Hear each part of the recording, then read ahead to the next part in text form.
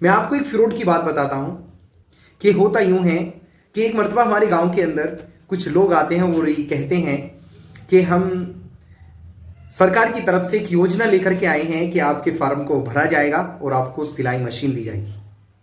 अब गांव के मासूम लोग होते हैं, सबने कहा कि बेहतर बात है कि हमारे घर के अंदर एक सिलाई मशीन आएगी, हमारी बच्चियां उनसे कपड़ा सिलना सीखेंगी। उसमें से कुछ गांव की लड़कियों को भी हायर किया गया और जगह जगह उन्होंने बैठना शुरू किया। अब वो हमारे महल्ले के अंदर भी आके बैठे। जब आके बैठने के बाद हमारे घर भी इस बात की चर्चा हुई कि ऐसे फॉर्म भरा जा रहा है और फॉर्म जो भरा जा रहा है, फॉर्म भरने के बाद सिलाई मशीन दी जाएगी। हमने कहा कि बेहतर बात है। जब फॉर्म भरा जा रहा है, फॉर्म फिल हो रहा है 700-800 रुपये में या 1000 रुपये में, और 5-6 हज़ार की मशीन आएगी तो आदमी को फायदा होगा।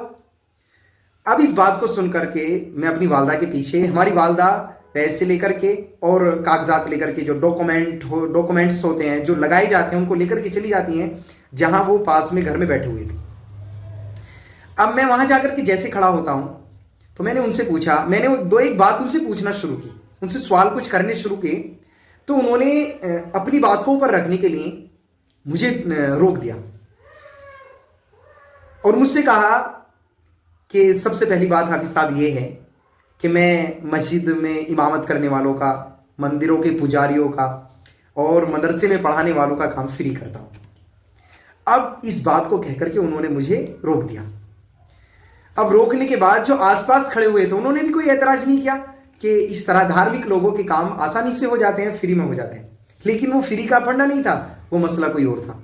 उसने इस बात को बता करके मुझे रोक दिया ताकि ये बात आगे ना बढ़ जाए, ये बात तूल ना पकड़ जाए। और उसने तकरीबन हमारे महल्ले से 8-10 हज़ार रुपये इकट्ठे किए और ना आज उन फार्मों का पता है, ना उन मशीनों का पता है जो हमारे जहनों में फर्ज कराई गई थी। बचिए आप ऐसे फ्रॉड से, और उन लोगों के खिलाफ आवाज उठाइए जो ऐसे लोगों को अपने घरों में बैठाते हैं।